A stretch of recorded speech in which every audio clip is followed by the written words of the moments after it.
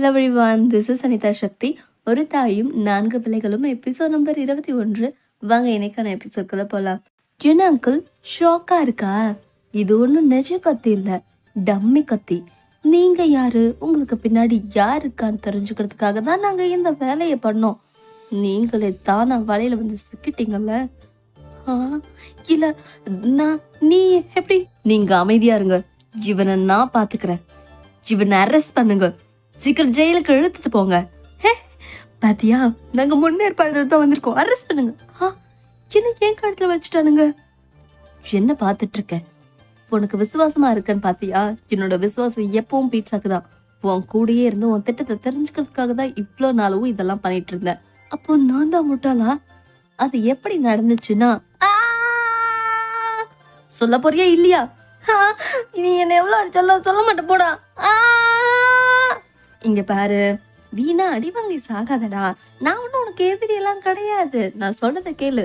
நீ ஆமா, நீயும் நானும் பீட்சாக்கு ஒரே பக்கத்துல தான் நிக்கிறோம். நீ சொன்னா உங்க அப்பா ஜெயில இருந்து ரிலீஸ் செய்யப்படுவாரு. ரொம்ப வருஷமா இருக்காருல்ல. என்ன சொல்ற? நான் சொல்ற பிளான அப்படியே செஞ்சு அப்படின்னா நீயும் ரிலீஸ், உன் குடும்பமே ரிலீஸ். நினைக்கிற மாதிரி நான் பீட்சாக்கு துரோகம் எல்லாம் பண்ணல. இந்த பசியில் இருக்க பீப்புள் பீட்சாவை கொண்டதுக்கு பிளான் போட்டிருக்காங்க. அதை நம்ம தடுத்தாகணும். நான் சொல்றது மாதிரி செய். அட கடவுளே, புள்ள பூச்சிக்கெல்லாம் கொடுக்க முளைக்கும் நான் கனவா கண்டேன். இந்த ஆளை முதல்ல எடுத்துட்டு போய் ஜெயில அடைங்க. பீட்சாவா அவளாம் கனவு கண்டேன், இப்படி பிச்சைக்காரன் ஆயிட்டனே. எங்க பிளானிய நீ சொதப்பற அப்படின்னு சொல்லி டேங் நம்ம ஹீரோயினிய குத்த வருவாரு. அதை பார்த்து நம்மளோட ஹீரோயினி ஒரு சொல்லட்டி அந்த கத்தி குத்த அவர் வாங்கிடுவாரு.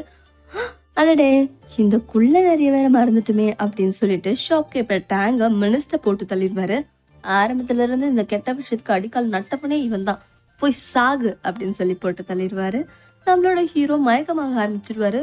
எழுந்திரி பிளீஸ், எழுந்திரே, ஹே எழுந்திரிக்கான், எழுந்திரே. அதுக்கப்புறம் நம்மளோட ஹீரோ ஓய்வு எடுத்துட்டு இருப்பாரு.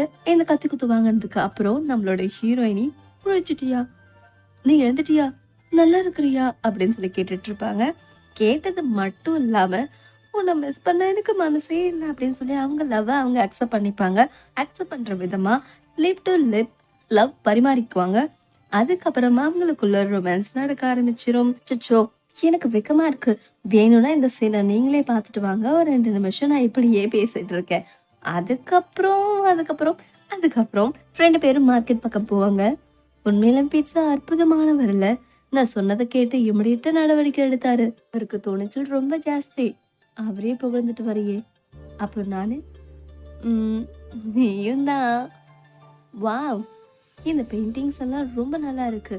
இந்த மிஷின்ஸ் எல்லாம் இப்படி ஒரு நவீன காலமா வரையறதுக்கு உங்களுக்கு பெரிய திறமை தான்.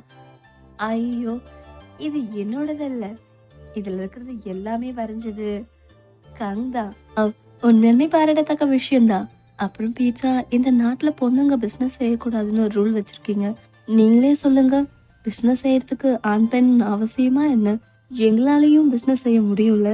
நீங்க இந்த மாதிரி ரூலை வாபஸ் வாங்கிக்கிட்டீங்கன்னா எங்களுக்கு ரொம்ப உதவியா இருக்கும். எனக்கு பிசினஸ் செய்ய கன் உதவியா இருந்த மாதிரி நிறைய ஆண்மகன்கள் உதவி செய்யலாமே.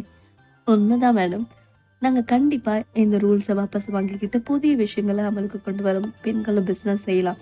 அதுவும் இல்லாம நீங்க கொடுத்த இந்த டிராயிங்கை நான் அப்ரூவ் பண்றேன். இந்த டிராயிங் உண்மையாக்க வேண்டியது உன்னோட கடமை.